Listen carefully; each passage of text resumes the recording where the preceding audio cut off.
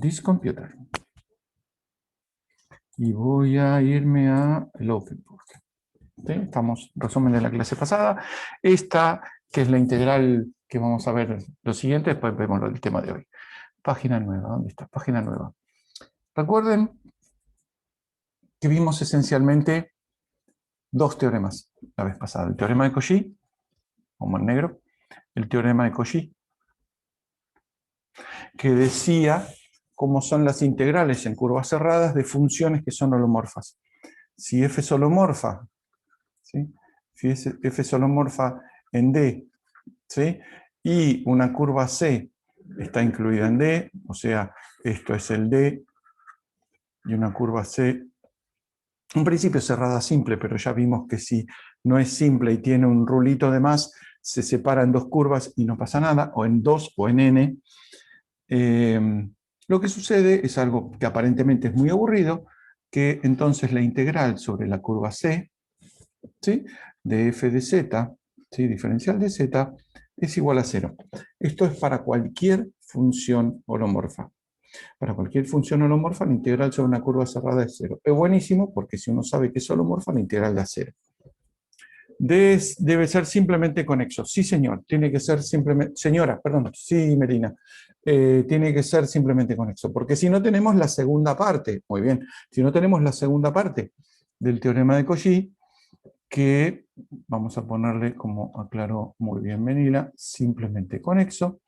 Si tenemos un dominio que es múltiplemente conexo, tendremos algo parecido. ¿Sí? Recuerden, tenemos algo parecido, este es el D, y acá hay una, me salió muy chiquita, acá hay un pedacito que le falta, C1, acá hay otro pedacito que le falta, C2, C3, ¿sí? Y ya que estamos haciendo esto, si agarramos una curva como esta curva C, si agarramos una curva como esta curva C, ¿sí?, que incluya las tres, vamos a ponerle, en vez de C vamos a ponerle A, ¿sí?, porque las otras las voy a usar para C. La integral sobre A, ¿sí?, la integral sobre la curva A de f de z, diferencial de z, me va a dar lo que valgan las integrales de C1, C2 y C3, ¿no? Es lo que vimos el teorema de Cauchy múltiplemente conexo. ¿Sí? Esto es la integral de C1, mejor dicho, sobre C1 más la integral sobre C2 más la integral sobre C3. Y esto es el teorema de Cauchy para múltiplemente conexos, perfectamente, como dijo acá la señorita Melina. ¿Qué pasa si agarro una curva un poco distinta? ¿Sí? Y eso es lo que vamos a usar muchas veces para hacer ejercicios, para encontrar distintos resultados, o sobre todo ejercicios de parciales. Vamos a decir, bueno, ¿cuántas integrales distintas, cuántos valores distintos puedo hallar? Entonces, por ejemplo, si agarro una curva A2, una curva A2, que por ejemplo es esta,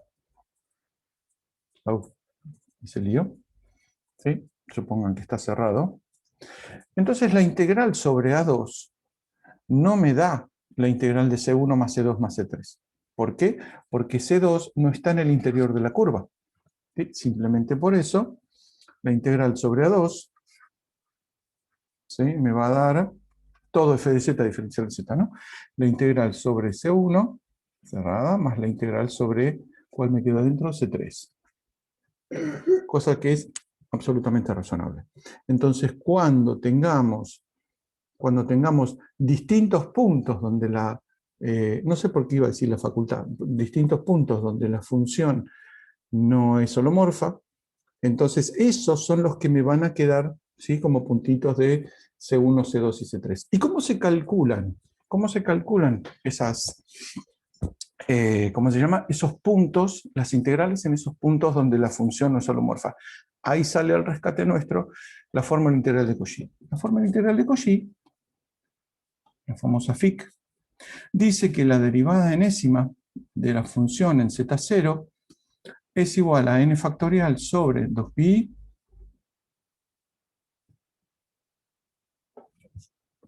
o 2pi sobre n factorial. Me agarró la duda. 2pi sobre n factorial. Lo escribí al revés, mira, qué raro. La integral es 1 sobre 2pi. No, está bien, n factorial sobre 2pi por la integral sobre la curva, una curva C. ¿Mm? Una curva C, hay que hacer un dibujito. Pero la concha me agarró la duda.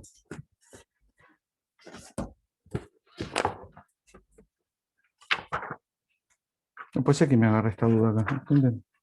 Sí, sí, es así. Es así, ¿no? Pero ahora lo escribí y me sonó raro. Maldito. Le pongo el 2pi, ¿saben por qué? ¿No? Porque si la integral tiene que dar 2pi. Sí. Me quedo tranquilo, gracias. No puede ser que me agarre esa duda. De f de z, ¿sí? Sobre z menos z0 a la n más 1, diferencial de z. ¿Dónde? Lo importante es que la curva C incluya el z0. Primer punto importante. Segundo punto importante, f de z, ¿sí? Es holomorfa para todo punto interior a C. Para todo z interior a la curva C. Porque si la función no fuera holomorfa para todo punto interno, ahí ya tenemos que no vale el teorema de la fórmula integral de Cauchy, porque la hipótesis es que la función esta es holomorfa, que significa que la única singularidad proviene de este cociente, z menos z0. Entonces, esto nos va a servir para, por ejemplo, calcular muchas integrales. Supongamos que mi integral es esta. ¿En qué estaba? Con esto, C1, C2 y C3. ¿Sí? Que mi integral es esta. No sé. La integral de seno de z sobre z menos 1 por z más 3i. Diferencial de z. La integral sobre una curva, no sé por qué me quedó en rojo, la integral sobre una curva C. Bueno, ¿cuánto vale esto? Y depende cómo es C. ¿Cuál es la característica que me va a importar de cómo es C? No me importa, ya saben ustedes si tiene forma de patito, o si tiene forma redondita, o si tiene forma de polígono regular de 18 lados. Lo que importa para el valor de esta integral es dónde están estas singularidades, dado que la función de arriba es holomorfa. De hecho, es una función entera. Entonces, me importa dónde va a estar, ¿sí? La singularidad. ¿Qué singularidad? Z menos 1 se anula en z igual a 1. Y z más 3i se anula en z igual a menos 3i. Entonces, este cociente tiene como únicas singularidades, como únicos lugares donde no es holomorfa, el 1, no, perdón, menos 3i. El 1 y el menos 3i. Entonces hago para este tipo de cosas, siempre recomiendo lo mismo, hace 1000 años recomiendo lo mismo, hagan un esquema. Un esquema muy chiquito que diga, ¿dónde están las singularidades? Está 1, ¿sí? Acá está el 1. No importa que esté en escala, semilog, no me importa. Y menos 3i está acá.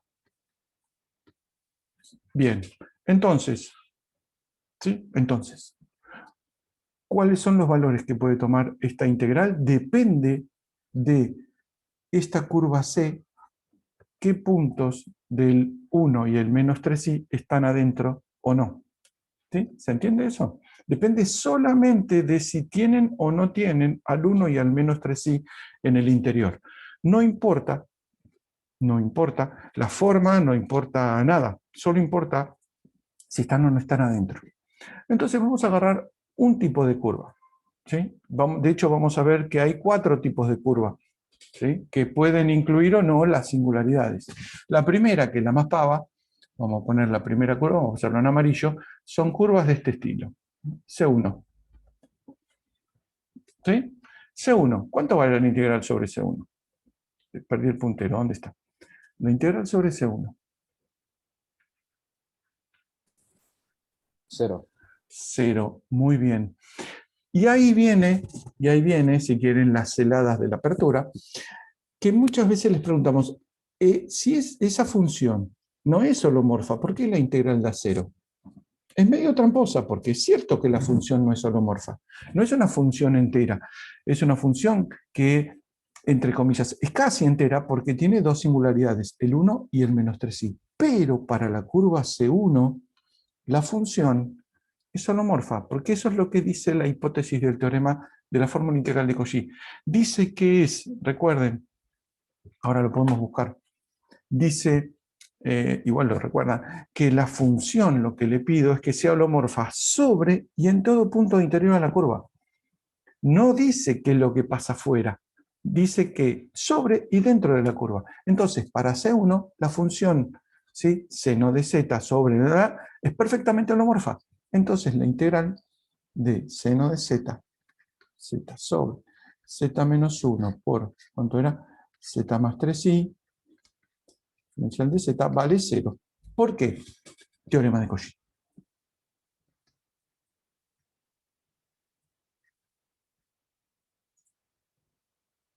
¿Sí? El teorema de Cauchy no dice que una función es holomorfa para todos los complejos. Dice que es holomorfa en la curva y adentro. Vamos a agarrar un segundo tipo de curva, que lo vamos a hacer otra vez amarillito, que incluya solamente al 1. Un tipo de curva que se llama C2. ¿Sí? Fíjense que solamente importa que tenga al 1 en el interior, no la forma que tenga C1.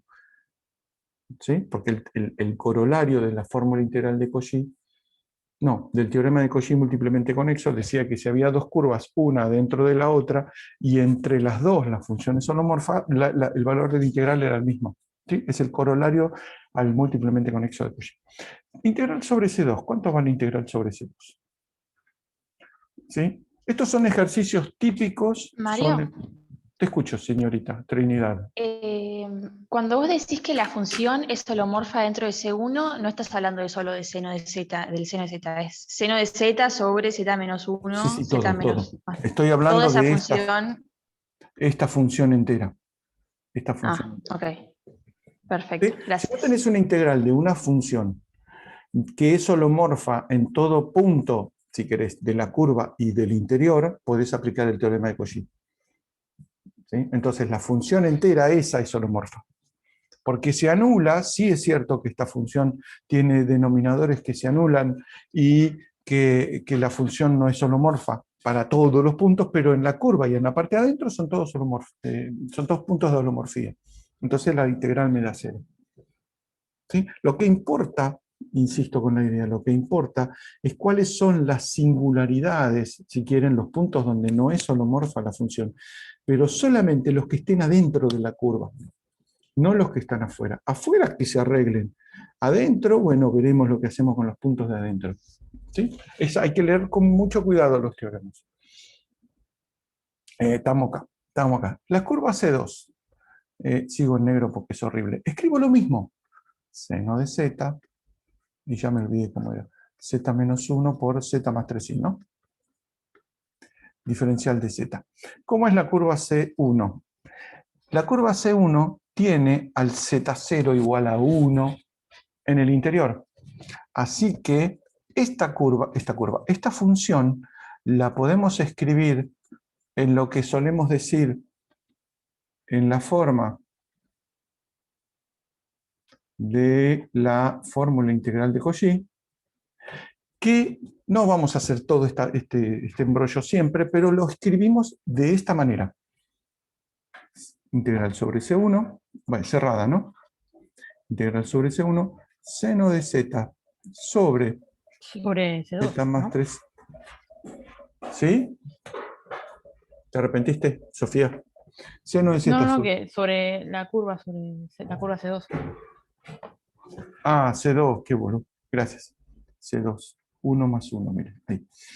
Dividido Z menos 1. No, 1 más 1 no queda claro, es un 2. Vamos a poner un 2. ¿Sí? Entonces ya está con la forma de la fórmula integral de Cauchy, donde esta, vamos a ponerlo en verde, esta es f de z de la fórmula integral de Cauchy, y este es el z menos z0, ¿se ve? Entonces, ¿esto qué da? Esto da 2pi por la función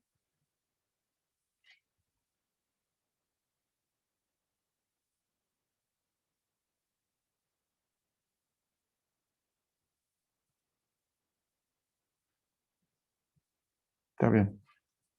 Todavía me quedaba la duda del 2pi de la ecuación anterior. 2pi por la función evaluada en z0. ¿Cuál es el z0? 1. ¿Se ve? Esta función, esta que está acá. ¿Cuánto vale? Y no sé, hago la cuenta. Esto es 2pi por el seno de 1 sobre 1 más 3i. ¿Qué sé yo cuánto de esto? Es un número. ¿Sí? ¿Qué pasa si agarramos otro tipo de curva? Hay otro tipo de curva, por ejemplo, estamos acá, estamos que la función esta que está redondeada acá es una función holomorfa en todo punto de la curva C2 y en el interior. ¿Sí? Y solo no es holomorfo ese cociente en z igual a 1. Y z igual a 1 está dentro de la curva C2. Vamos acá.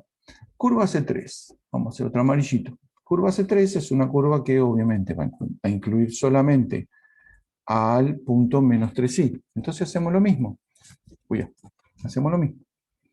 La integral sobre C3 de seno de C... amarillo de vuelta. Bueno, no importa. Seno de Z sobre Z menos 1 por Z más 3i. ¿Sí? Ahora, ¿cuál es la fórmula? La fórmula no. ¿Cuál es la función f de z que es holomorfa en todo punto de la curva y en el interior? Y la que no tiene el z más 3i. Es decir, este cociente es ahora el f de z de la fórmula integral de Cauchy. Entonces, ¿cuánto vale esta integral? 2pi por esta f, o sea, seno de z, sobre z menos 1 evaluado en z igual a menos 3i. Entonces esto queda 2pi seno de 3i sobre 3 menos 3i, ¿no? Es menos 3i. Seno de menos 3i por menos 3i menos 1. No sé cuánto da, no me importa. Es un número. ¿Sí? Entonces vale la integral sobre C3. ¿Estamos acá? Integral, por supuesto, cerrada. Me queda un tipo de integrales. Que el tipo de integrales es el tipo de curva en realidad. Vengo para acá. Es una integral que incluya a las dos singularidades. Una incluyo una, otra incluyo otra. Hay una que incluye las dos. Que lo vamos a hacer en amarillo, no en verde porque ya hay mucho amarillo. Y hacemos esta, que es la que llamamos, ¿cuánto sería? C4. ¿Cuánto vale la integral sobre C4? Vamos a ponerlo en negro. La integral sobre C4 de seno de Z sobre... Esperen que me quedó torcido. Seno de Z sobre Z menos 1 por Z más 3i, diferencial de Z, es igual a ¿cuánto? A lo que vale las integrales que estén adentro sumadas. ¿Sí? O sea, la integral que obtuve para C3 y la integral que obtuve para C2. Entonces va a ser la integral sobre C3 más la integral sobre C2, que da una porquería como 2pi seno de 3i sobre menos 3i menos 1 más, ¿cuánto daba la otra? 2pi seno de 1 sobre 1 más 2pi seno de...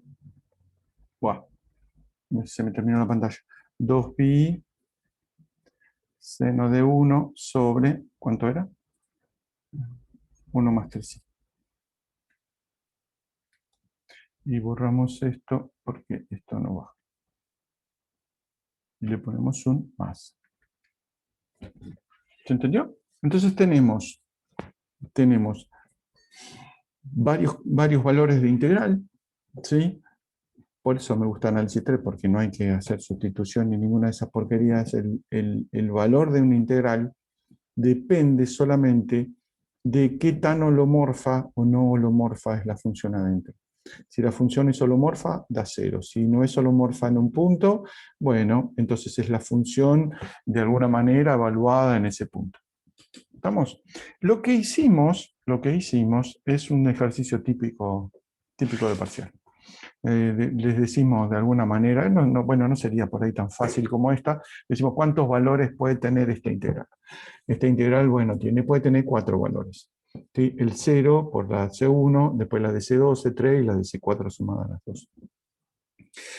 Vamos a ver más adelante que no siempre las singularidades se pueden escribir de esta manera.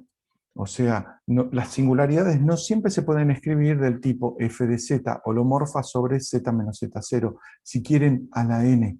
No siempre se pueden escribir así. Pero mientras se puedan escribir así, tenemos la fórmula integral de Cauchy que nos da cuánto vale la integral. Si en vez de, por ejemplo, el z menos 3i hubiéramos tenido z menos 3i al cuadrado, ¿sí? Le metí un cuadrado acá en la potencia, lo que hubiera aparecido era no el valor de la función, sino el valor de la derivada en la función. ¿Sí? Porque eso es lo que me dice la fórmula integral de Cauchy. ¿Se entiende esto? Esto deben haberlo hecho en la práctica, nunca está de más repetirlo porque son conceptos en general que son bastante contundentes. Nos gusta tomar este tipo de problemas porque les dice a ustedes y nos dice a nosotros que tanto están entendiendo el tema. Si le decimos calculen esto y ustedes se ponen a parametrizar, ya está, yo el resto del problema no lo leo porque no hay que parametrizar, hay que ver dónde están las singularidades y cómo son las singularidades. Esto es una versión muy reducida de algo que vamos a ver más adelante, que se llama teorema de los residuos. Pero por ahora, esta es la versión light, digamos. Esto es como la parte simple. Hay una forma más general de este teorema, pero que lo vamos a ver más adelante, que todavía no sabemos cómo. Ya un montón de integrales ya las podemos calcular de esta manera. ¿Estamos? ¿Alguna duda? Déjenme ver qué venía. Ah, miren, la integral. ¿Vamos bien hasta acá? Yo veo 0, 0, 0. Ese 0 espero que no sea lo que entendieron. ¿Ya está? ¿O están todos durmiendo? Bueno, hablo bajito así no los despierto. Bien, vamos bien. Vamos a ver. Ahora sí podemos ver. ¿Se acuerdan la integral que habíamos hecho? La que está escrita ahí en LaTeX, pero al que no sabe LaTeX no le dice nada, pero esta integral que vimos una de las primeras en integración, vamos bien, z a la n sobre nada, era diferencial de z, esto daba, ¿te acuerdan? Hicieron la cuenta. Y les sorprendía mucho el resultado. De hecho, debería molestarles el resultado. Da 0 si n es mayor o igual que 0. Cool. Da 2pi si n es igual a menos 1. Menos 1. Y 0 si n es menor o igual que menos... No, vamos a poner menor que menos 1. ¿Sí? Recuerden que n era entero, ¿no?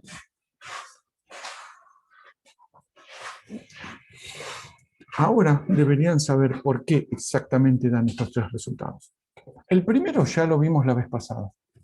Como con n mayor o igual que 0, la función que está dentro... Te escucho, Pedro. Y si está entre... Espera que te escucho muy bajo. Si está entre menos 1 y 0. No, es entero. Así que no... Okay. Vamos a ver un par de casos de qué pasa cuando está entre 1 y 0. Lo que pasa es que ahí te metes con una función que tiene, como saben ustedes, ramas. En general no vamos a hacer esas cuentas, pero cuando la hagamos no caen dentro de esta categoría. Sí, no caen dentro de la categoría principalmente porque esto que estamos viendo de las simplemente conexas, de la fórmula integral de Cauchy y todas estas variantes, we deal, me sale en inglés, hoy estoy tremendo, nos tenemos que manejar con singularidades que son aisladas, o sea, son puntos de singularidad. Si uno se mete con una singularidad que es toda una semirrecta, y ahí estos teoremas dejan de valer, porque estamos hablando de que hay una función f y abajo tengo un z menos z0. Es una forma muy particular de singularidad, es una singularidad muy simplista, muy simplicita. Bueno, si n mayor o igual que 0, ¿sí? Tengo, por ejemplo, el caso 1, que z, no sé, a la 1 o z al cuadrado o simplemente 1, son todas potencias positivas. ¿Por qué da 0 la primera integral? Ya lo sabemos, es una función holomorfa. Entonces, es igual a 0, la integral es igual a 0 por el teorema de Cauchy.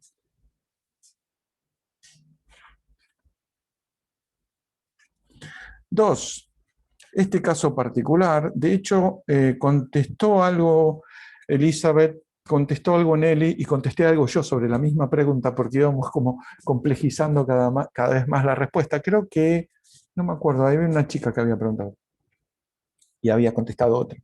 El 2pi se entiende por muchas razones, porque parametricé, porque hice la cuenta, o sea, parametricé, o porque usamos la fórmula integral de Cauchy, ¿sí? Que es mi respuesta en el foro. Si uno toma esto, integral sobre módulo de z igual a ρ, de diferencial de z sobre z, acá lo que tenemos es una función que es un 1 puesto acá. Miren, lo escribo parecido, puedo borrar fácil, 1 sobre z, diferencial de z. ¿Sí? Esto es ¿cuánto vale esto? 2 por pi por i, esto vale 2 por pi por i, por la función que es la holomorfa, que es la función 1, evaluado en z0 igual a 0, o sea, 2 por pi por i por 1, o sea, 2 por pi por i. O bien porque parametrizaron. ¿Sí? ¿Estamos? La tercera, esto ya lo sabíamos la clase pasada. La tercera es la más interesante porque, precisamente, tenemos un 0, que es un 0 engañoso, porque nos queda la impresión de que como la integral da 0, la función es holomorfa. No, no señores ni señoras. Da 0 porque esto se puede entender de la siguiente manera. La integral, por ejemplo, ¿no? De módulo de z igual a ρ, de 1 sobre z a la, ¿cuánto quieren? 18. A la 18, diferencial de z, tiene que ver con la fórmula integral de Cauchy, pero la forma general. Esto es 2pi sobre el 17 factorial por la función 1 derivada 17 veces. ¿Sí? Exactamente, porque la derivada de 1 es 0. Incluso esta, ¿no? Que es menos patética que la que acabo de escribir, 1 sobre z cuadrado, diferencial de z. ¿Cuánto vale esto? Esto es 2 por pi por i, que como dice Federico Ramos, 2 por pi por i por la derivada de 1, que todo el mundo sabe que vale 0. ¿Ven? La cuenta pava que hicieron ustedes en ese momento. Por eso yo quería que lo discutieran, porque no es tan tonto el resultado. Pasa siempre lo mismo en el análisis 3. Uno hace una cuenta que parece una boludez y que termina siendo muy complejo el resultado. El 0 por ejemplo, nadie se imaginaba que era la derivada de una función que en realidad es una constante, pero eso es de locos. Sí, pero sí, efectivamente esto viene de la fórmula integral de Cauchy. Entonces, este 3 viene por la fórmula integral de Cauchy, que son las derivadas de cierto orden de la función 1, que es la que tenemos arriba. ¿Estamos? ¿Se entendió? Ahora terminamos de entender este resultado, que se hace muy fácil, ¿sí? Se hace muy fácil, de hecho, está alguna de las preguntas tenía la resolución perfectamente correcta, y había que tener cuidado con el -1, porque si no, no se podía hacer la integral, qué sé yo, hecha con cuidado, es en 2 segundos. Pero para justificarla se necesitan 3 teoremas, como les dije en su momento. Son 3 teoremas y muy importantes. Entonces, creo que ya estamos con esto de y vamos a armónicas. ¿Estamos entonces? Vamos acá. Vamos a empezar con la clase de hoy. 2020, no, 2021. Y si sigo tachando, vamos a poner el 2022, 2023. Supongo que vieron la película. Ya vieron la película, vieron las clases. Debería ponerlas en Netflix para que la vean, más que en YouTube. Así que así la verían todos. Algunas propiedades de U y B. ¿Sí? La primera propiedad, esta yo la daba antes, ¿se acuerdan? Les conté que yo le daba esta propiedad antes y hacíamos algunos problemas medio en desorden, porque lo que yo decía en su momento era, créanme por un par de clases que puedo derivar U y B más que la primera derivada, que son las de Cauchy-Riemann. Bueno, este es el momento, la clase pasada fue el momento donde demostramos que todas las derivadas de todo orden de U y B son derivadas y continuas, o sea, son C infinitos todas las funciones. ¿Por qué? Porque las derivadas de la función f como derivada compleja existen todas a todo orden y son todas holomorfas. Entonces, que la función f de z sea una función holomorfa implica que las funciones u y b son armónicas. ¿Qué significa? Que el laplaciano de u y el laplaciano de b son ambas cero. La cuenta es muy fácil. Uno parte de hecho esto es lo que está en la clase, parte de Cauchy-Riemann y deriva con cierto criterio. Por ejemplo, la primera ecuación la deriva respecto de x y la segunda ecuación la deriva respecto de y. Entonces me queda, la primera me da la derivada de u 2 veces respecto de x es igual a la segunda de y, x respecto de, la de b respecto de x respecto de y, la segunda derivada respecto de y me da que la derivada segunda de y es menos bxy, la sumo y me da 0. Bueno, hago lo mismo con b. Entonces, f de z igual a u más i, u más i b, encuentro una propiedad que parece una propiedad al pedo, como todas las propiedades, pero esta, como casi todas las de análisis 3, son súper interesantes, porque esta me dice que el laplaciano de u es igual a 0 y el laplaciano de b, ambas son 0. Es raro. Empiezo con que una función es holomorfa, primero sé que tiene todas las infinitas derivadas, Cauchy-Riemann, todo, y encuentro, armónica. Qué raro. Bueno, la segunda propiedad interesante es que si uno traza las curvas de nivel de u igual a constante y b igual a constante, se cruzan a 90 grados. ¿Sí? Son ortogonales. Ustedes me pueden decir, pero eso es como si fuera una propiedad conforme. Exactamente, es como si fuera una propiedad conforme. De hecho, dice, las curvas de nivel de u y b son ortogonales donde f' sea distinto de 0. ¿Cuál es la demostración? Muy fácil. Uno sabe que la curva de nivel tiene una perpendicular definida por el gradiente, ¿sí? Y cada una de ellas tiene la definida por el gradiente. Esto es el gradiente de b a punto ortogonal a la curva de nivel, por definición, y la curva de nivel tiene de u tiene un ortogonal que es el gradiente de u. ¿Sí? Bueno, si estamos en R2, así que ahí vale, si los gradientes son ortogonales, las curvas de nivel son ortogonales donde se crucen. Efectivately, los gradientes, ¿sí? Se escriben como gradientes, y el producto escalar usando Cauchy-Riemann, está todo en la clase, por eso estoy yendo medio rápido, me dice que las curvas son ortogonales. ¿Qué condición metí para decir que eran ortogonales? Decir que si este producto escalar, este que estoy señalando acá, es 0 y los vectores son distintos de 0, entonces los gradientes son ortogonales.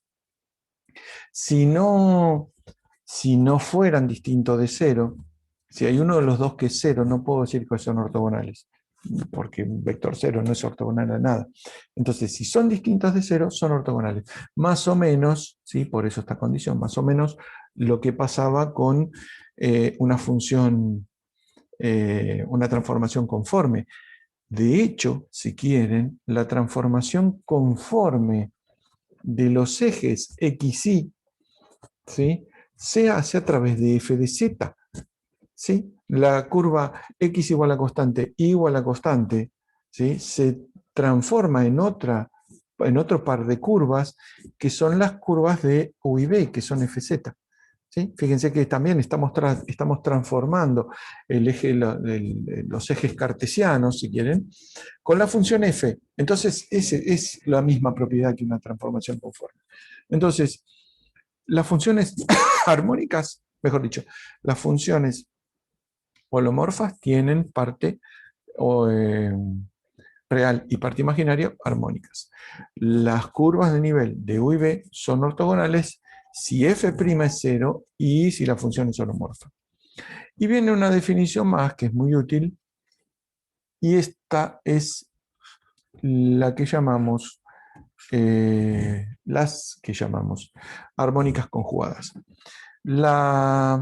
Esto también lo explico en la clase. En general, cuando uno habla de armónicas conjugadas, los libros en general, digo, cuando hablan de armónicas conjugadas, dicen que si la función es u más y b, llaman que b es la armónica conjugada de u.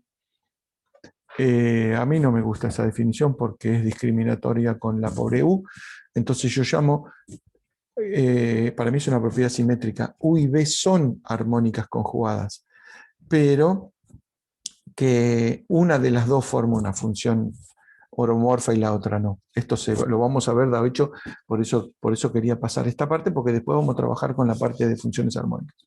Entonces, se dice que u y b son armónicas conjugadas si u y b forman una función compleja, u más y b o b más y u. ¿Sí? Si uno tiene dos funciones que son armónicas conjugadas, quiere decir que son dos cosas armónicas y cumplen con Cauchy-Riemann, ¿sí? Que es lo que llamamos armónicas conjugadas acá.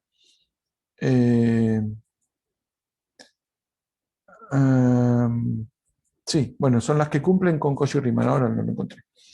Pero claro, hay una de las combinaciones que cumple con Cauchy-Riemann y no la otra. Pero bueno, hay que ver cuál de las dos es la que cumple y entonces sostengo una función holomorfa. Este teorema, ¿sí? Es difícil, es largo y molesto de demostrar, pero uno si parte de una función que es armónica, puede encontrar una armónica conjugada. ¿Por qué? ¿En qué se basa la definición? En que la armónica conjugada está definida como que cumple Cauchy-Riemann, y son ecuaciones de primer grado que se pueden integrar. Esencialmente viene por ahí la cosa. Entonces, el teorema posta que hay que recordar es que si una función, ¿sí? Una función f de z, que es un más y b, es una función holomorfa, esto es sí, solo si u y b son armónicas conjugadas. ¿Sí? Esto lo sabemos para acá. Sabemos que u y b son armónicas y armónicas conjugadas y la función es holomorfa. Bueno, el teorema es más complicado demostrarlo a la vuelta, porque uno parte de dos funciones armónicas conjugadas y tiene que armar una función holomorfa. Eso es lo que vamos a hacer el resto de la clase. ¿Sí? En eso nos vamos a concentrar. Entonces,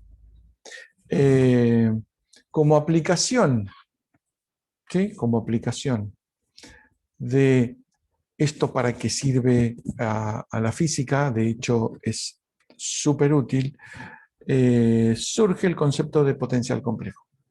El potencial complejo uno lo puede ver de dos formas, o uno lo ve desde el punto de vista de la física, ¿sí? O lo ve desde el punto de vista de la matemática. Entonces, yo oscilo entre visiones más físicas y visiones más matemáticas. Este cuatrimestre, al igual que el pasado, lo vamos a ver matemático. Lo vamos a ver de la siguiente manera. ¿A qué se llama potencial complejo? ¿Sí? Recuerden que estamos operando siempre con las mismas cosas con las funciones. Estamos funciones armónicas, que son parte real e imaginaria de una función holomorfa, y entonces el potencial complejo cumple precisamente con eso. Un potencial complejo, ¿sí?, de cierto campo vectorial, ¿sí? Un potencial, ustedes saben, en análisis, no, ¿en dónde? Análisis, en física 2 o en física 1, en física 1 no. En física 2 tienen el potencial electrostático, ¿sí? ¿Para qué sirve el potencial electrostático? Aparte que me da el voltaje, me sirve de forma tal que su gradiente, ¿sí?, hay un menos, ya lo sé, me da el campo eléctrico. Este campo vectorial tiene un montón de propiedades precisamente porque proviene de un potencial. Si fuera un campo vectorial cualquiera, no tendría las propiedades interesantes que tiene el campo, no tendría las propiedades que tiene el campo eléctrico. Pero como proviene de un potencial, tiene ciertas propiedades.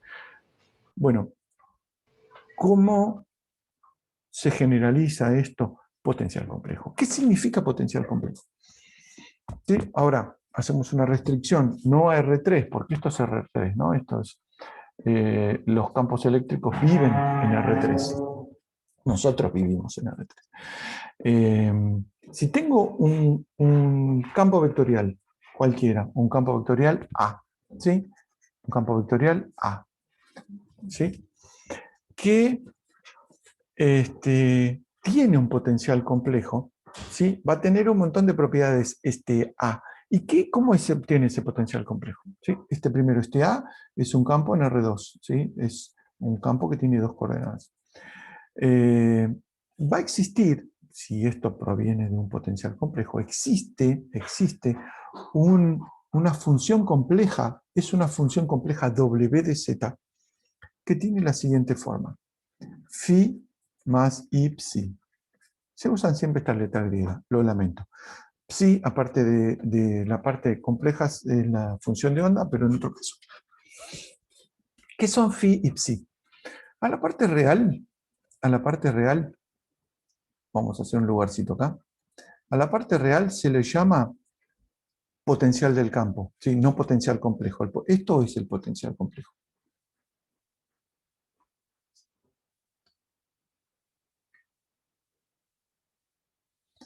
A phi se lo llama potencial, ¿sí?, de A. ¿Qué significa? Que el gradiente de phi es igual a A. Es el potencial en el sentido clásico, digamos, en el sentido real de números reales.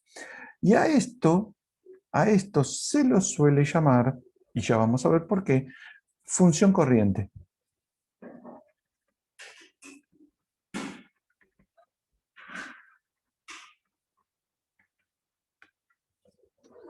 Como líneas de corriente, exactamente, por eso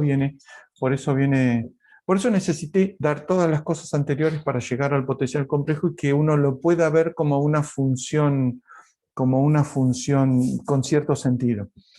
Entonces, uno puede ver el potencial complejo como una función W de Z, que es holomorfa, ¿sí?, salvo algún lugar donde no lo sea, pero en principio es una función compleja holomorfa, que tiene dos partes. Su parte real es tal que su gradiente da el campo. Y la parte imaginaria, no, es otra cosa. Pero fijémonos qué pasa.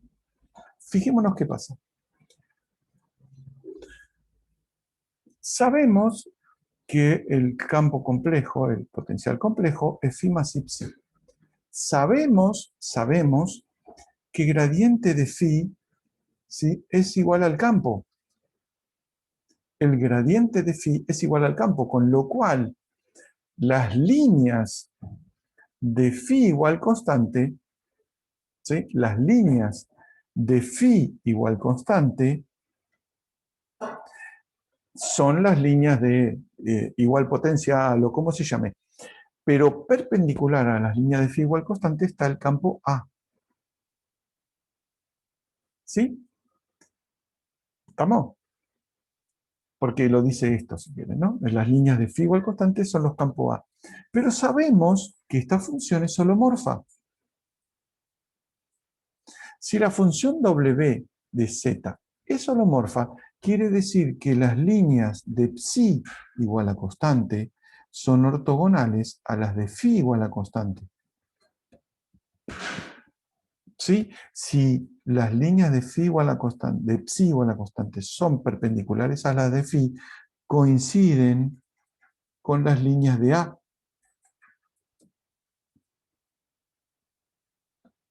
¿Sí? Entonces, las líneas de psi igual a constante son líneas que siguen al campo A. ¿Estamos? Entonces, si uno tuviera, por ejemplo, caso eléctrico, phi igual a constante es el potencial eléctrico, el A sería el campo eléctrico, ¿sí? El vector A sería el campo eléctrico, las líneas de psi igual a constante son las líneas de campo eléctrico. ¿Sí? Y las líneas de phi igual a constante son las líneas de equipotencial, ¿sí? Las líneas de igual potencial. No tiene mucho sentido. Pero las que sí me importan son las líneas de campo. ¿Por qué se llama? ¿Estamos hasta acá? ¿Se entiende? Que tengo dos partes de una función holomorfa. Toda la demostración de por qué el phi, su gradiente, me da el campo y qué sé yo, bueno, hay muchos textos, hay uno que escribimos con Martín hace unos años, que lo tengo que recortar un poco, está buenísimo, pero hay que recortarlo un poco. Hay unos textos también en el campus, hay un montón de bibliografía. ¿Por qué uno llega al que el phi, su gradiente, es el campo? ¿Y por qué? Bueno, no importa. Visto como función compleja, uno tiene estas propiedades, que las perpendicular a la línea de phi igual constante son las líneas del campo que quiero estudiar. Entonces, las líneas de campo se obtienen con psi igual a constante, ¿sí? Y estas, nada, su gradiente me da el campo. ¿Sí? ¿Por qué se llama líneas de corriente? ¿Por qué se llama línea de corriente? Porque si uno deja una partícula sin masa y suficientemente chiquita, sobre la cual actúe este campo, por ejemplo, esto es un campo eléctrico, pongo una carguita muy chiquitita y la suelto en un lugar, la partícula se va a mover según la fuerza que le va apareciendo, y la fuerza que le va apareciendo son el campo vectorial. Entonces, la trayectoria que haga esa particulita va a ser una línea de campo. Esa, ¿sí?, en el caso de un líquido, es cómo está fluyendo el líquido. ¿Sí? Entonces, recapitulamos. Es muy fácil si nos hablan de potencial complejo. Potencial complejo es una función holomorfa cuya parte real es el potencial que me da el W. Phi de Z no, phi de XY. Phi de XY más I por el psi de XY.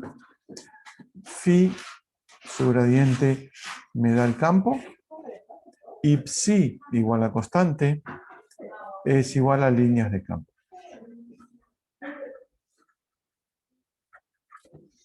¿Sí? ¿En qué me baso para hacer esto? Necesito dos cosas, o si quieren una sola. Necesito que el laplaciano de phi sea 0 y que el laplaciano de psi también sea 0, más Cauchy-Riemann. Que el laplaciano de phi, en el caso de electrostático, por ejemplo, sea 0, Los que hayan cursado Física 2 saben que es el caso más común, si quieren, cuando las cargas están lejos de la zona de estudio. Entonces, el laplaciano de phi me da 0. Que esto me dé 0 tiene que ver con el rotor del campo y un montón de cosas, pero como son partes real e imaginarias de una función compleja, me interesa solamente que da el laplaciano 0. Si quieren ver el aspecto físico de esto, o leen el texto que hay en el campus, que está bueno, o incluso en los libros de física 2, existe, hay un montón de cosas. ¿Cuándo se usa el potencial complejo? Bueno, se usa en un montón de casos, porque yo lo que necesito es que la parte real o la parte imaginaria, y ya vamos a ver en un rato cómo reconstruimos, dada una, cómo encuentro la otra. Si yo necesito un algo, por ejemplo, un campo escalar, como este phi, que tenga Laplaciano 0. Si tiene Laplaciano 0, ustedes saben que va a cumplir con un montón de propiedades. Es conservativo, por ejemplo, y no me sale ninguna más, pero el conservativo ya me quedo conforme. Le puedo encontrar su parte imaginaria y con eso armo el potencial complejo. Fantástico. ¿Qué casos se pueden estudiar con potencial complejo? Por ejemplo, bueno, el campo eléctrico, ¿no? Campo eléctrico ya lo vimos. Campo eléctrico. Eléctrico. Uy, qué fea, me está saliendo la letra. Campo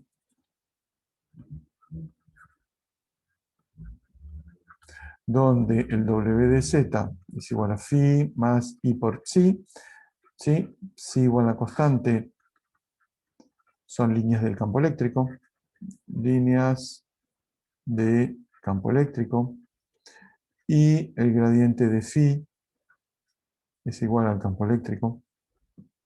Recuerden que el gradiente se le pone un signo menos para que el infinito, la energía, qué sé yo, es una convención en menos, si no me cambia conceptualmente que tenga un más o menos. Otra cosa que se comporta como plausible de usar un potencial complejo es, por ejemplo, el calor. Denme un segundo.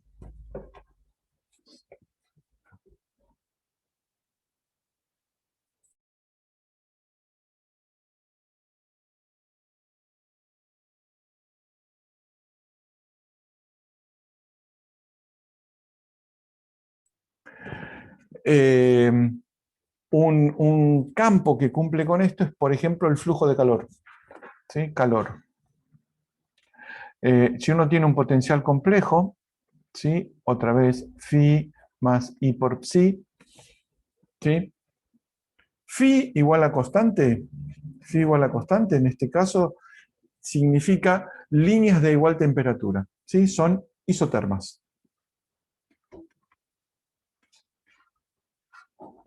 El gradiente de phi, ¿sí? El gradiente de phi es un vector que va perpendicular a las isotermas, que significa líneas de flujo de calor, ¿sí?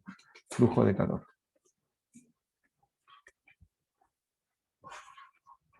Y entonces, me salió cualquier cosa, psi igual a constante, son las líneas de flujo. Líneas de flujo. Profe, Sí, joven. claro, entonces, si uno, por ejemplo, sigue en la dirección del gradiente, por ejemplo, de donde crece, ¿no? Estaría moviéndose de líneas que van subiendo de temperatura. Sí, claro. Si vos tenés, por ejemplo, esto así, ¿no? Tenés esto así. Estas son las líneas de phi igual constante, ¿no? Estas líneas de phi igual constante. Vos tenés acá una, no sé, 10, acá tenés 20, no, vamos a ponerle menos. 10, 8, 6. Lo que estás teniendo es que tenés más temperatura acá y menos temperatura acá, ¿no?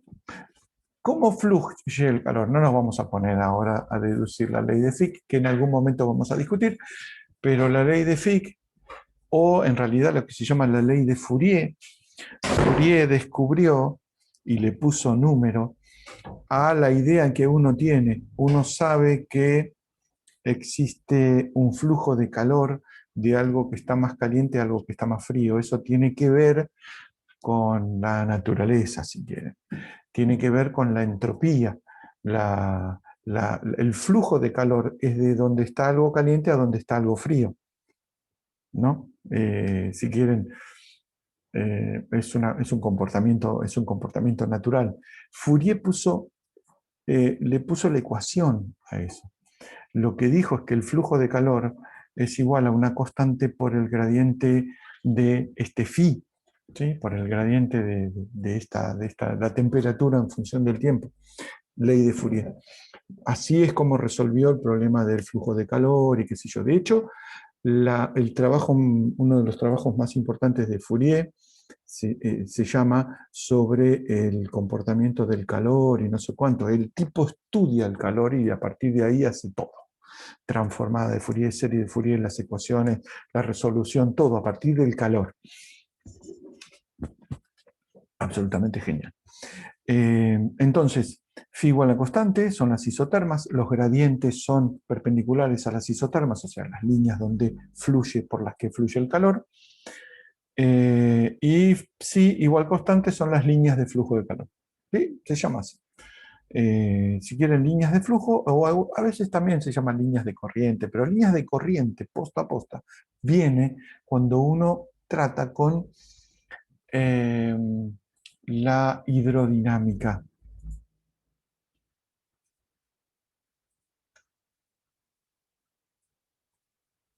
En realidad no exactamente con la hidrodinámica, sino con una cosa muy particular. Hay algunas condiciones en las cuales W de Z, ¿sí? Otra vez phi más psi, representa un campo de velocidades en un fluido. ¿Sí? Y de ahí viene el nombre de línea de corriente. Si uno tiene esto, ya sabemos que el gradiente de phi, ¿sí? El gradiente de phi me da el campo vectorial. En este caso el campo vectorial es velocidad. Es la velocidad de en cada punto me representa una velocidad. ¿Sí? Si uno tuviera un río, por ejemplo, ¿sí? El río de Parménides, es un chiste.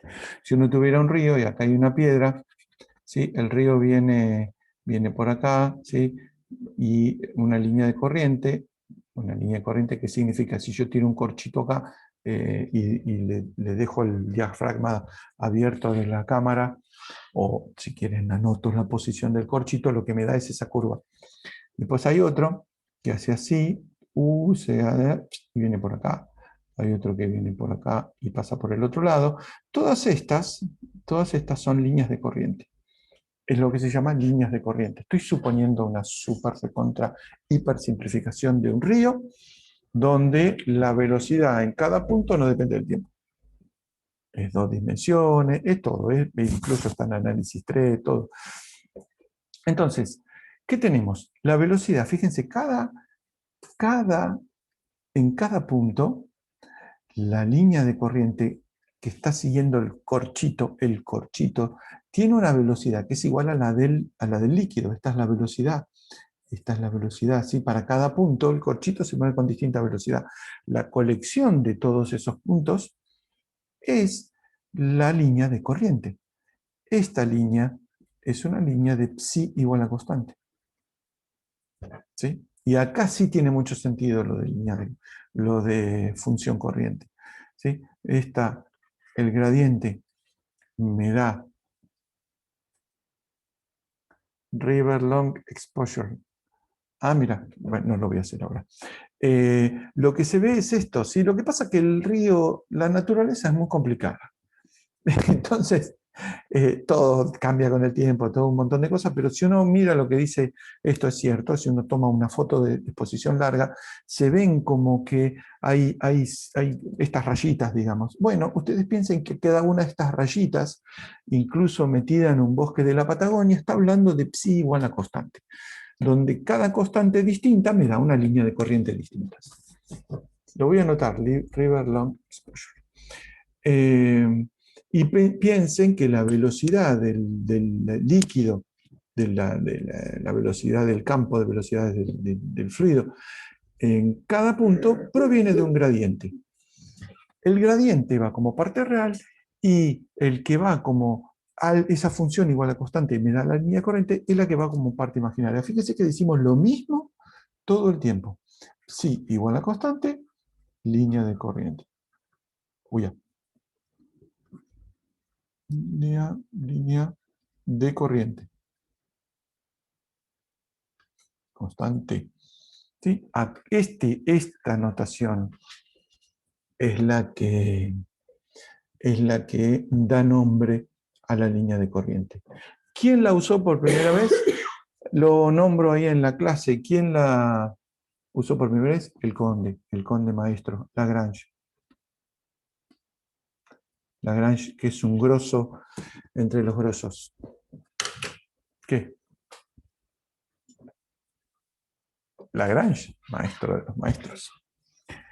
No se me ocurre ninguno más, pero el campo magnético también cumple con esto, ¿sí? Porque tiene un laplaciano cero y tiene el mismo significado. El gradiente de la parte real. Andrea se ríe porque elogió a Lagrange. Mira que un poco elogiar a Gauss, a Euler. El campo magnético también cumple con... Con las corrientes de aire también capaz. Y las corrientes de aire es como si fuera hidrodinámica, ¿no? Pero en ciertas condiciones donde se cumplen algunas cosas, las líneas de... Donde puedas dibujar líneas de corriente, en general vas a poder escribir un potencial complejo, siempre y cuando sea bidimensional. ¿Sí? Agarren una foto de, no sé, un Fórmula 1 en un túnel de viento y van a ver que tiene unas líneas de corriente, ¿sí? Los tipos analizan un montón de cosas. Bueno, cada una de esas, piensen que es una psi igual a constante. ¿Sí? La presión, todo. ¿Sí? El aire muchas veces se conforma, ¿cómo se llama? Muchas veces se puede usar. Yo siempre cuento un caso, porque digamos me pasó a mí, cuando hice un postdoc en Francia, hice un postdoc sobre evaporación de gotas, que parece una boludez y como todo en la naturaleza es complicado. Lo que estudiábamos era cómo se evaporaba una gota, que uno pone una gotita en una superficie, ¿sí? Una gotita de agua, una gotita de agua, o en realidad poníamos cosas que se evaporaban más rápido que agua. Y con el tiempo, esto sí empieza a, como saben, hay una presión de vapor, se va para el aire, qué sé yo. La concentración de agua, ¿sí? La concentración de agua en el aire cercano a la gota, curiosamente es una función potencial. Es una función potencial. Cagate de risa. Entonces, esta C se puede escribir como una función potencial si uno supone cierta regularidad, ¿no? Porque esto es tridimensional. Es una función potencial en coordenadas polares. Y dado que es una función potencial, se pueden resolver un montón de cosas. Y la verdad que fue re interesante porque hacíamos experiencias, simulaciones, hay una cantidad de resultados muy interesantes. Y eso me dice la concentración de agua, de líquido, digamos, que se evaporó, me dice qué tan rápido se va a evaporar la que está por evaporarse. Porque si hay mucho del otro lado, se evaporó poco, y si hay poco, se evapora mucho. Bueno, esa combinación de cosas da una cantidad de comportamientos súper raros, y eso es una función potencial. Lo pueden a buscar, me buscan a mí, evaporation, creo que hay una que se llama droplet evaporation o algo así, no nos jugamos mucho con el título, y decimos esto que es una función potencial y hacemos unas simulaciones. No, re interesante. O sea, antes de que pregunten si esto sirve para algo, sí, sirvió para que se publicara como 4 artículos con el mismo tema. Así que sí, sirve, fantástico. Y eso es un ejemplo de lo más simple. Bla, bla, bla, todo esto es lo mismo, todo esto es lo mismo que dijimos antes. Importante, si uno si uno... ¿Estamos entendiendo hasta acá? Ahora viene la parte divertida, aunque esta parte me encanta, es una parte divertida más. Cuando uno escribe el la función A, la función vectorial A, ¿sí? Como variable real, lo que escribe es el gradiente de phi, ¿sí? que es la derivada de phi respecto de x, y vamos a ponerle coma si lo ponemos como vector, derivada de phi respecto de y. Pero, como phi y psi forman una función holomorfa, que es el potencial complejo, esta derivada de phi respecto de y la podemos escribir como menos la derivada de psi respecto de x. Entonces me queda derivada de phi. Bueno, qué lindo phi. Derivada de phi respecto de x, derivada de psi respecto de x cambiado de signo. Y acá hay un menos. ¿Se acuerdan cuál era la forma de la derivada? La derivada de una función holomorfa tenía muchas formas. Una era u sub x más ib sub x. ¿Se acuerdan eso cuando demostramos que, de hecho, esta era una de las consecuencias que daba Cauchy-Riemann? Fíjense, la derivada se escribe derivada de la parte real respecto de x, derivada de la parte imaginaria respecto de x. Pero acá hay un signo cambiado. Entonces, el campo vectorial no es la derivada, sino la conjugada de la derivada. Eso es lo que dice acá. El campo vectorial se escribe como el potencial complejo derivado y conjugado. ¿Sí? Bueno, eso me da un montón de resultados también.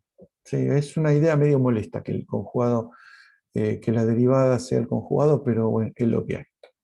¿Sí? Como dice mi suegra. Es lo que hay. Y acá tenemos algunos ejemplos que Nelly va a laburar hoy a la tarde con una página que me pasó que está bárbara. Así que no, yo ni me mato haciendo esto. Pero tengan en cuenta que partimos de una función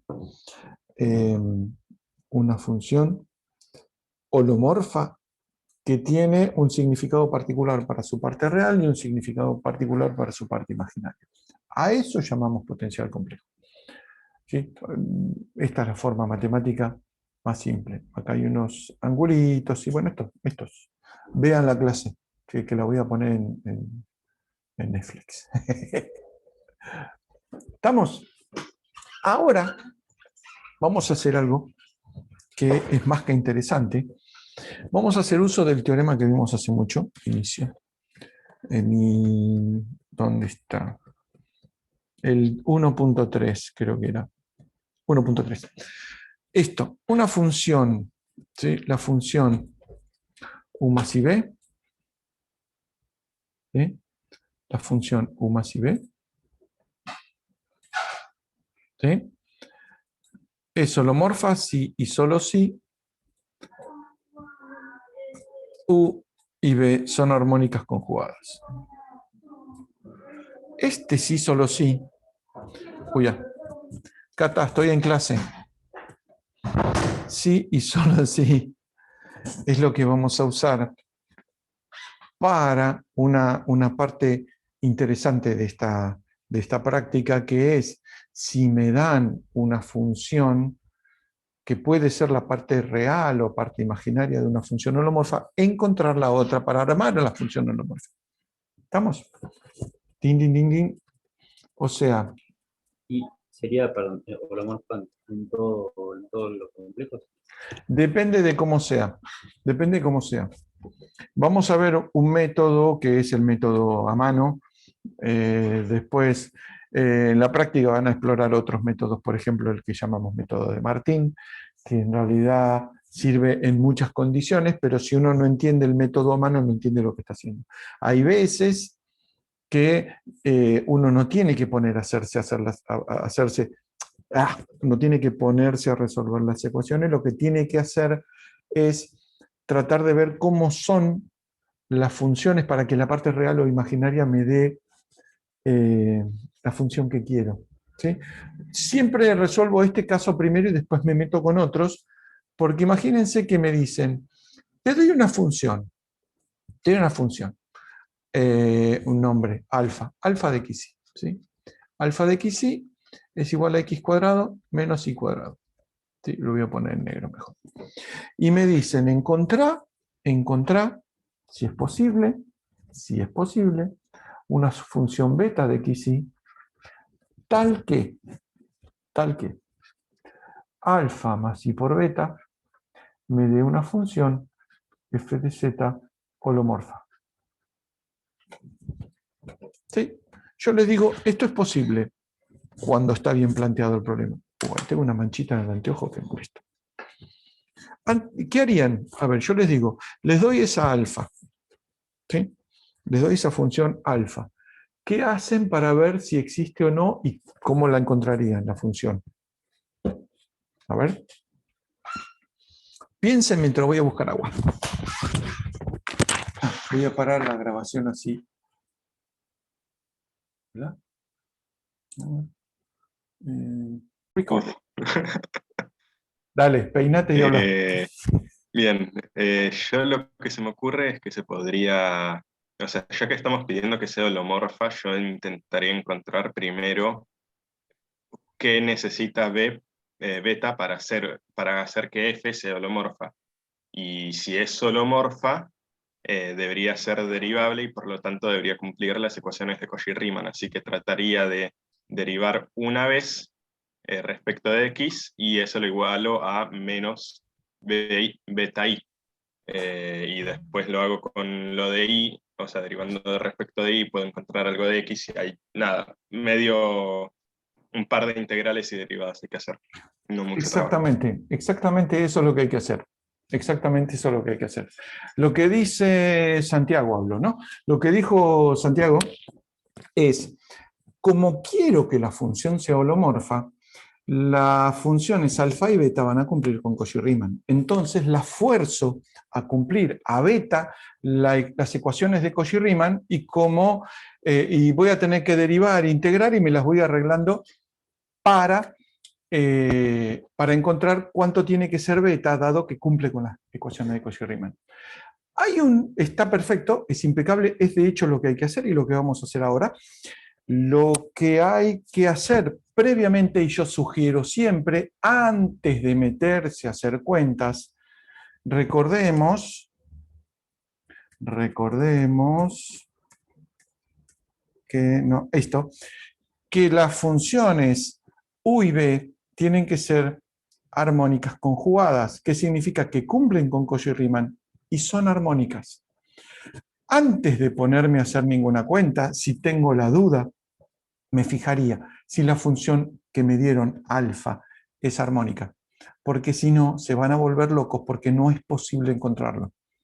Una vez nos pasó con Martín hace unos cuantos años que nos pusimos creativos y empezamos a tirar problemas de dada una, encontrar la otra, y tiramos un par de funciones que no eran armónicas, con lo cual no se podía encontrar la parte imaginaria o la parte real. Y si no es armónica, no es posible hacer lo que dijo, ya me olvidé quién era, Santiago, porque no hay forma de combinar las dos cosas, porque tienen que ser sí o sí armónicas y conjugadas. Con lo cual, primera cuenta que yo haría, verificamos que es armónica. 1. Verifico que el laplaciano de alfa es igual a 0. Lo es, porque es 2 menos 2. ¿Sí? La derivada segunda de de alfa respecto de x dos veces es 2. ¿No? La primera es 2x y la segunda es 2. Y respecto de y dos veces es menos 2. Esto es 2 menos 2, que siempre es 0. O sea, es armónica. Entonces puedo encontrarle su armónica conjugada. Si esta no fuera armónica, ya está. Lo recuadro y digo no se puede. Ejemplo no muy tonto. Si alfa, vamos a ponerle alfa gamma, si la función que me dieran es x cuadrado más y cuadrado, no hay forma de encontrarle la armónica conjugada porque esta no es armónica. No porque este laplaciano vale 4, no 0. Si me dieran esta función, por ahí se ponen a calcular. Si les sobra tiempo, ya sé que no. Si les sobra tiempo, traten de encontrar la armónica conjugada de esta función. Es imposible, no les cierran las ecuaciones. ¿Sí? Porque armónica conjugada significa armónica, que no lo es, y cuando lo fuerzan a cumplir con las ecuaciones de Cauchy-Riemann, le empiezan a quedar condiciones incompatibles. ¿Sí? No tiene armónica conjugada. ¿Yo soy insoportable? En mi casa me dicen que hablo mucho durante clase. 2. Empiezo a usar el método que dijo el compañero de ustedes. 2. Yo lo que sé es que alfa más y beta, ¿no? Alfa más y beta era. Alfa más y beta, al ser holomorfa, entonces, hay un sí solo sí, ¿sí? Diferenciable, bueno, diferenciable lo es, más Cauchy-Riemann, con lo cual alfa sub x es igual a beta sub i, y alfa sub i es igual a menos beta sub x. Las dos ecuaciones de Cauchy-Riemann. Entonces empiezo, agarro una cualquiera, esta que yo, 1 y 2. El método consiste en resolver estas ecuaciones de la forma más astuta posible. Alfa sub x es igual a 2x. ¿Sí? Porque, sí, era así. Espera, x cuadrado menos y cuadrado, sí. Y esto tiene que ser igual a beta derivada respecto de i. ¿Sí? Con lo cual, beta es igual a la integral de esto respecto de i, 2xi, más una función, ¿sí?, que depende de no i, o sea, una constante que en realidad es una función respecto de x. ¿Se entendió? ¿Estamos hasta acá? Lo que hice fue integrar, ¿no? Si beta derivada respecto de i es igual a 2x, entonces beta es igual a la integral de 2x diferencial de i.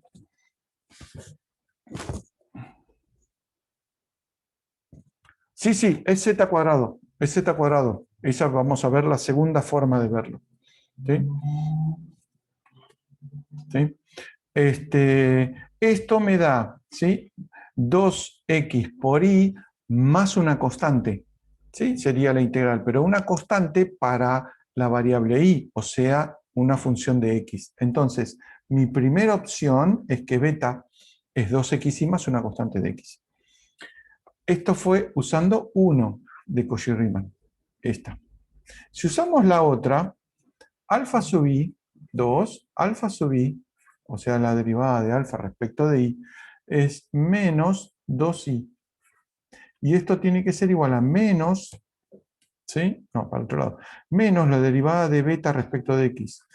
Menos la derivada de beta, vamos a llamarle 3, que lo metemos acá, ¿sí?, de 3.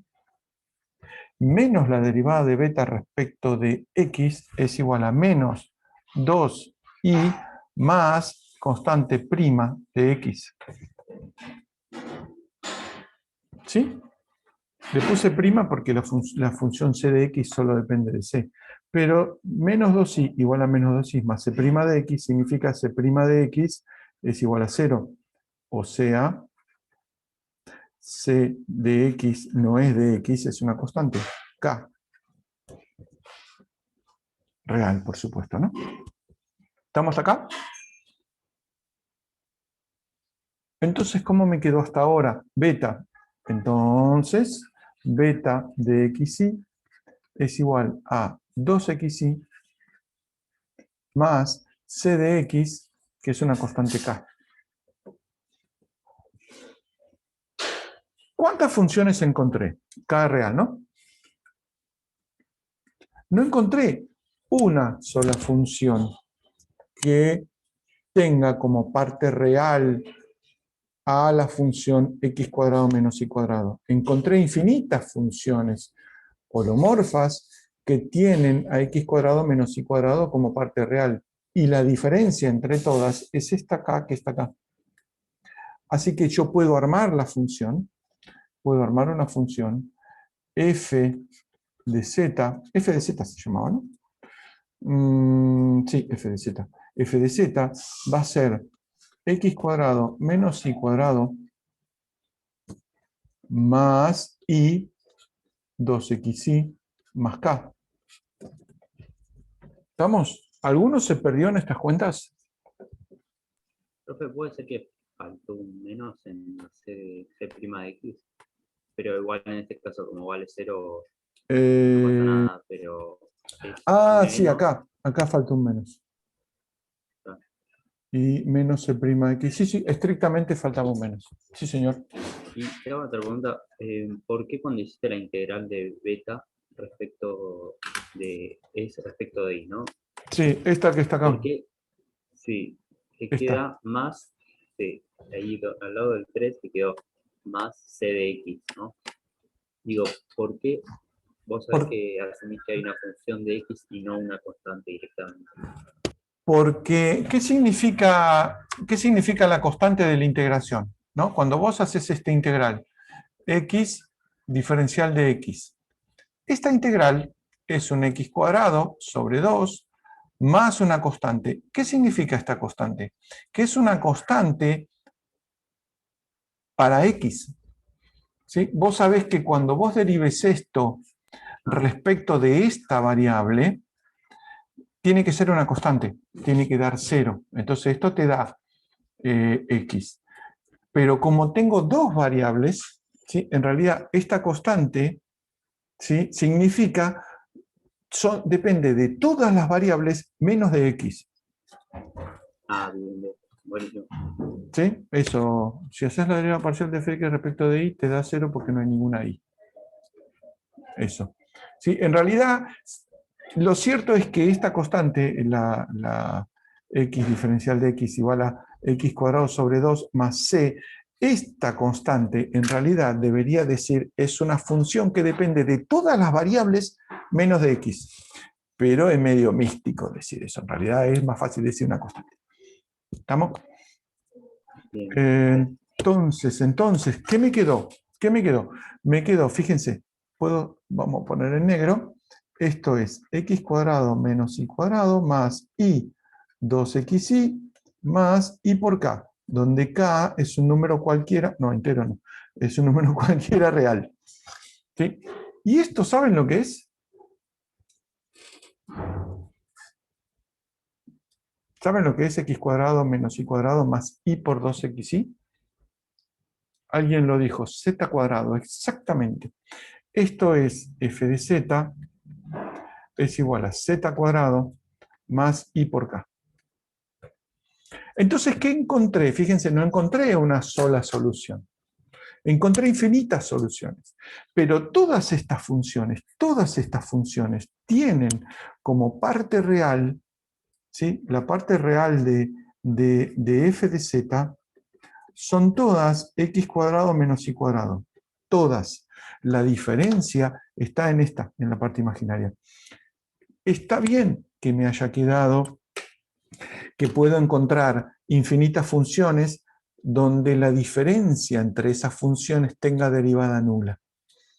Porque las relaciones entre u y b, que son las ecuaciones de Cauchy-Riemann, ¿sí? No son relaciones entre u y b, son relaciones entre las derivadas de u y b. Entonces, si a u o a b le suma una constante, las ecuaciones de Cauchy-Riemann siguen cumpliéndose, con la condición de cumplir que la parte real es la que me dieron. Entonces la parte imaginaria siempre me va a quedar sumándole una constante. Si hubiera buscado la parte imaginaria, hubiera encontrado otra cosa. Hubiera encontrado que la constante es real. ¿Estamos? ¿Se entendió este método? ¿Se entendió lo que hicimos? Es bastante intuitivo. ¿En qué cambiaría? ¿Estamos? A ver, che, despiértense. Larguen el whisky. Están en otro lado. Están. Ah, muy bien. ¿En qué cambiaría? Se entendió la parte imaginaria. Muy bien. Yo creo que escuchan 2 o 3 palabras y me contestan. El resto no me escuchan un carajo. ¿En qué cambiaría? ¿En qué cambiaría? Si yo dijera que ahora esta alfa que me dieron, no quiero que sea la parte imaginaria, le digo, no quiero que sea la parte real, quiero que sea la parte imaginaria de una función holomorfa. ¿Qué cambiaría y qué tendría de parecido? A ver, ¿qué les parece? Si ya hice esta cuenta, por ejemplo, ¿puedo aprovechar esta cuenta para la segunda variante que me dicen, bueno, ahora quiero que armes una función con esta alfa, ¿sí? Con esta alfa, bueno, alfa igual a x cuadrado menos y cuadrado. Quiero una función g de z que sea beta más y alfa holomorfa. Es lo mismo, sigue siendo armónica y cumple las condiciones de Cauchy-Riemann. Bien, ¿puedo usarla para algo, la cuenta que hice antes? Ya encontré, la escucho, ya encontré que la función, si alfa era la parte real, era z cuadrado más i por k. Y ahora pido, ¿y si fuera la parte imaginaria, qué me queda? ¿Qué hago? ¿Puedo aprovechar las cuentas que hice o tengo que empezar todo de cero? Qué buena pregunta esta. Yo creo que te queda igual, pero la constante que se le suma es real y capaz te queda i por z cuadrado, ¿no? Viene por ahí. Yo sé, sí, muy bien eso. Yo sé que la f de z anterior era igual a z cuadrado más i por k. ¿Sí? Ahora, si yo quiero, esto tiene como parte real alfa cuadrado menos i cuadrado, pero yo la quiero como parte imaginaria. Entonces lo que tengo que hacer es pasar parte imaginaria por parte real. Si yo hago i por z cuadrado más i por k, i por i, ¿no? Multipliqué todo por i. Lo que me queda es, i por z cuadrado es menos 2xi, ¿sí? Más i por x cuadrado más i cuadrado, bueno, menos i cuadrado menos i cuadrado, menos una constante k, que es real, ¿sí? K es real. ¿Qué me quedó esencialmente? Me quedó que esta efectivamente es la parte real, ¿sí? La parte imaginaria me quedó menos la parte imaginaria de antes y la constante indeterminada me quedó real. Si hubiera hecho las cuentas, me hubiera encontrado con algo muy parecido a esto. Lo único que no me hubiera encontrado es un menos k, pero es anecdótico. Entonces, efectivamente, f de z igual i por z cuadrado más alguna constante, vamos a ponerle delta, más delta, ¿sí? Donde delta es real, ¿sí? Es una función holomorfa, y que tiene como parte imaginaria a x cuadrado menos y cuadrado. ¿Sí? Si hubiera dicho menos x cuadrado más y cuadrado, bueno, hubiera multiplicado por menos. Voy ajustando las cosas. ¿Estamos? ¿Se entendió? Hay un método que muchas veces sirve como principio para empezar el ejercicio, conviene. Es lo que se llama lo que llamamos método de Martín, que en realidad se llama método de la unicidad interna. Bueno, tiene muchos nombres, pero esencialmente lo que dice es que dos funciones, si coinciden en un segmento, eso lo vamos a ver cuando veamos series. Si dos funciones coinciden en un segmento, dos funciones holomorfas, entonces son la misma función en todo el resto del dominio. ¿Sí? De hecho, dice algo más general. Si coinciden en un número infinito de puntos y compactos, tipo un segmentito, entonces son la misma función. El método es el siguiente. Método, ¿sí?, de la unicidad. Porque me sale fea la letra de la unicidad. O de Martín. ¿Qué dice? Vos agarrás alfa, me dices x cuadrado menos y cuadrado. Bueno, para ver cuál es la función, primer paso, igual a 0. Entonces, ¿qué me queda? X cuadrado. Segundo paso, x transformarlo en z. Z cuadrado. Esa es la función que busco. No me puteen. no me puteen. Algunas veces no funciona. Sobre todo cuando, por ejemplo, si hubiera dado la parte imaginaria, 2 por X por Y. Si ponen igual a 0, cagaron, no encontraron nada. ¿Sí? Bueno, este método funciona muchas veces. Entonces, como primera aproximación sirve para ejercicios de la práctica. Para los ejercicios de parcial tratamos de que no cumplan con esto y que tengan que hacer alguna cuenta o sepan mirar qué es lo que tienen. ¿Estamos? ¿No era originalmente y al cuadrado? Sí, sí, sí. Y al cuadrado. Que también me da 0, así que copié mal. Ahora, ¿cuál es la idea? ¿Cuál es la idea que tenemos nosotros cuando trabajamos con funciones armónicas? Es una idea que yo vengo copiando porque me gustó de un coordinador que tenía antes Análisis 3 que se llamaba Hackman. Se llama Hackman, está vivo, pobre, no lo maté.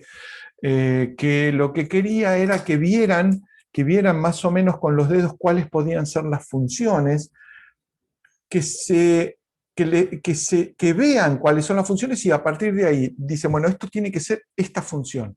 Lo prueban y funciona. Y para mí, funciona.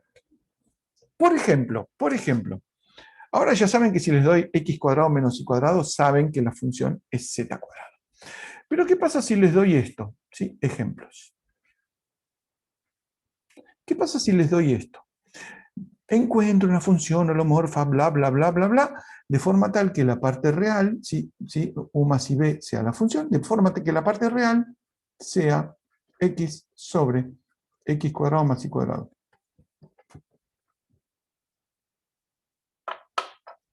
¿Qué les parece que probarían? Algo con 1 sobre z, ¿no? Algo con 1 sobre z. Es más, yo cuando les di en la primera clase, o sí, debe haber sido en la primera clase, les dije, esto recuérdenlo porque lo vamos a usar mucho.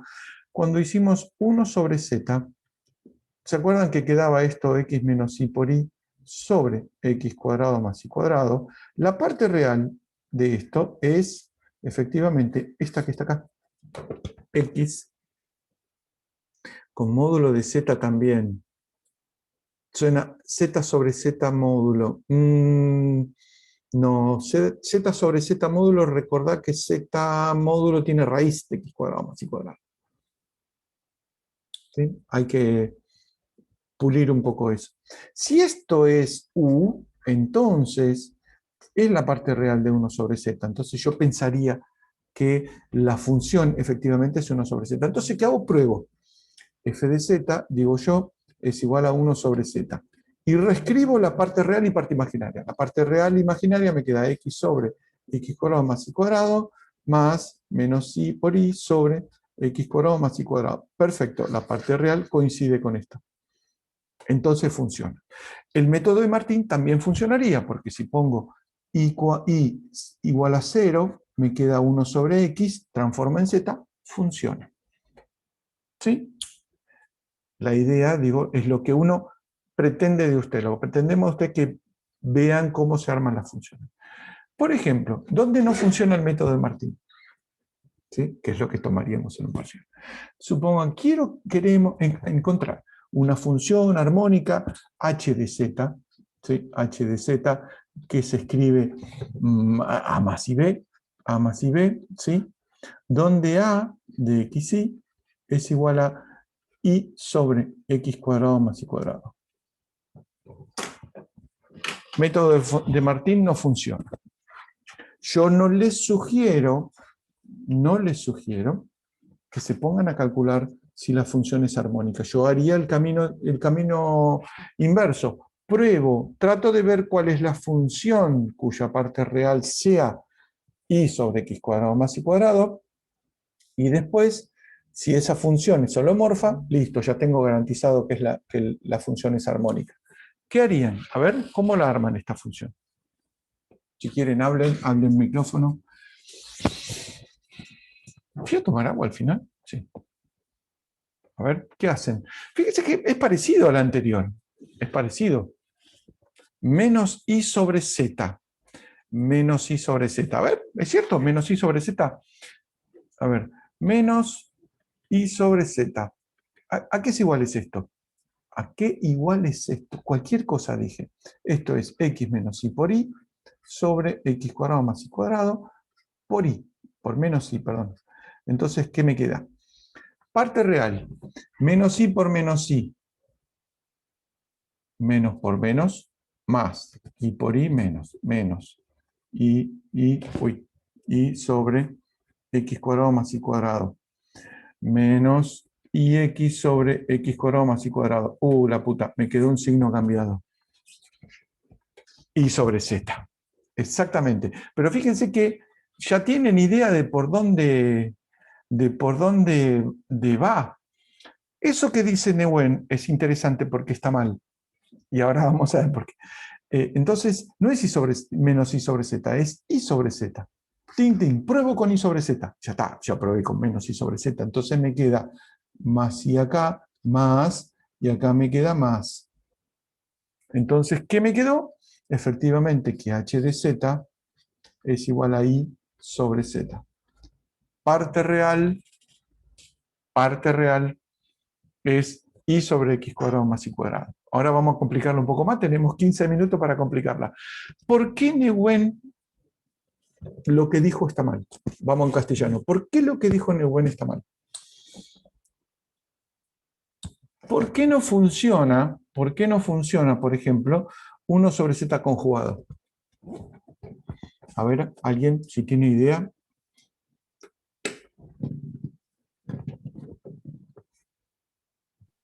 La conjugación no es holomorfa. Exactamente. A menos que aparezca en alguna combinación muy extraña, tipo z conjugado sobre módulo al cuadrado, que es 1 sobre z, yo evitaría al principio poner z conjugado. ¿Sí? Porque primero no le vamos a poner algo que tenga z conjugado, porque eso es muy maldito, y en general las funciones, esto es casi estadístico lo que estoy diciendo, en general las funciones que tienen z conjugado, como z conjugado es no holomorfa, cualquier combinación, no, composición, bueno, cualquier composición con z conjugado, casi cualquier composición me da que una función no es holomorfa. Entonces, salvo casos muy particulares, yo no probaría con z conjugado.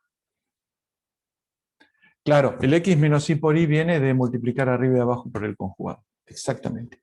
Ahora, piensen esta, esperen, déjenme hacer una cuenta y se las escribo.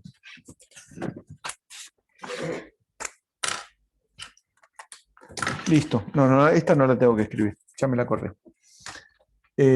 No, con esta no, con esta. Esta función, les doy esta función como parte real. U de xy igual a e a la x coseno de y.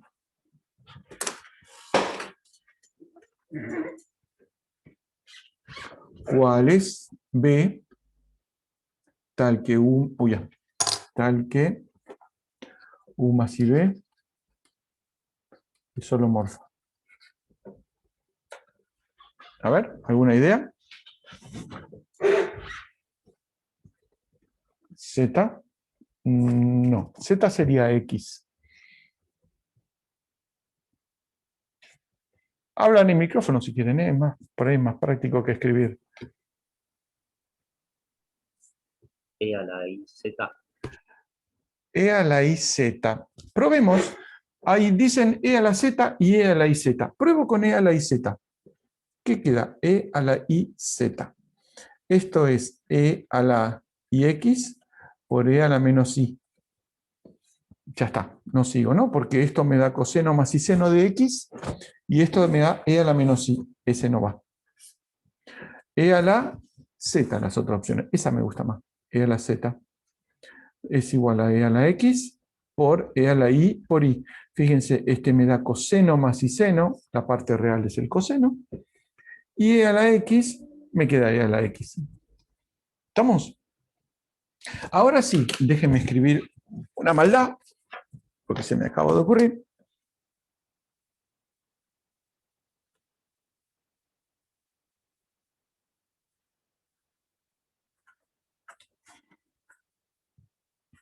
Deme un segundo, ¿eh? Estoy haciendo la cuenta.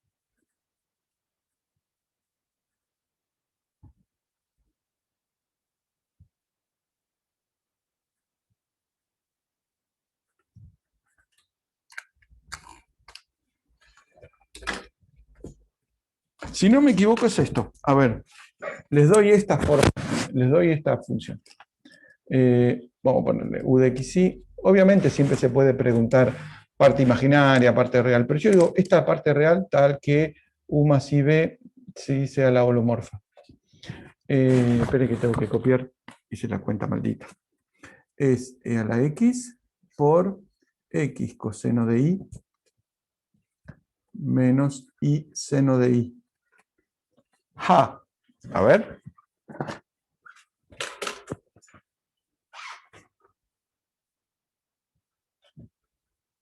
¿Alguna idea? Ya les digo, si van a calcular el laplaciano va a estar media hora y en un parcial un laplaciano nunca da cero. Es estadístico. A ver, ¿están haciendo las cuentas o están durmiendo? A todo esto no tiene sentido grabarlo, ¿no? No vamos a desgrabar. Vamos a dejar de grabar porque estamos haciendo película larga al pedo. ¿Dónde está? Stop recording.